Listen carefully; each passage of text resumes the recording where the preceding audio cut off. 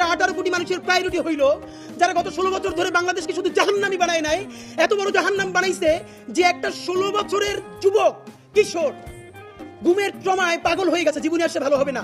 একজন মানুষ, আপনি শুধু এই মানুষটাকে আপনার নিজের বাবা বা নিজের ভাই হিসেবে চিন্তা করেন, যে তাকে কানে কানে বলছে যে আপনাকে তো গাড়ির সামনে ফেলে দেওয়ার কথা বলা হয়েছে, আমি আপনাকে এখন ফেলে দিব, আপনি আমার মাফ করবেন। সেই লোকটা যখন কোনো ক্রমে বেঁচে যায়, মানে এই একজন মানুষ বেঁচে গেছে তাই আমরা এই কথাটা জানলাম, তাহলে কত মানুষ বেঁচে যায় নাই, এবং এই বুড়িগঙ্গা শীতলক্ষা কত লাশ যে হজম করেছে, এটা তো একটা মানে গণকবর হয়ে উঠেছিল, আমরা জানতাম না। আর্মি মানে কি এই 28 জন 25 জন 30 জন সব থেকে লোভী দিল্লির সেবাদাস হাসিনার গোলাম, এই 30 জন মানে কি বাংলাদেশের আর্মি? বাংলাদেশের আর্মি এত ঠুনকো? পুরো বাংলাদেশ আর্মিকে কারা এখানে এসে ধ্বংস করে দিয়েছে, তার প্রথম কাজ শুরু হয়েছে পিলখানা হত্যাকাণ্ডের মধ্যে।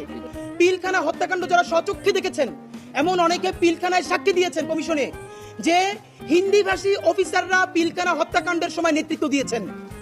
আমার সেনাবাহিনী, আমার দেশপ্রেমিক সেনাবাহিনী, বাংলাদেশের স্বাধীনতা সার্বভৌমত্বের ভ্যানগার্ড সেনাবাহিনীকে যখন প্রকাশ্য দিবালোকে ঢাকার প্রাণকেন্দ্রে 2 দিন ধরে হত্যা করা শুধু হয় না, তার লাশটা তাপসের গাড়িতে উঠে পুড়িয়ে দেওয়া হয়, তাদের লাশগুলো তাদের স্ত্রী সন্তানরা ট্রেন থেকে টেনে টেনে বের করে স্ত্রীকে মুহুর্মুহু ধর্ষণ করে তারপরে তার সামনে স্বামীকে হত্যা করা হয়, তখন এই সেনাবাহিনীর 25 জন 30 জন যারা আজকে লেফটেন্যান্ট কর্নেল মেজর জেনারেল, এই জেনারেলটা কোথায় ছিল আমরা জানতে চাই।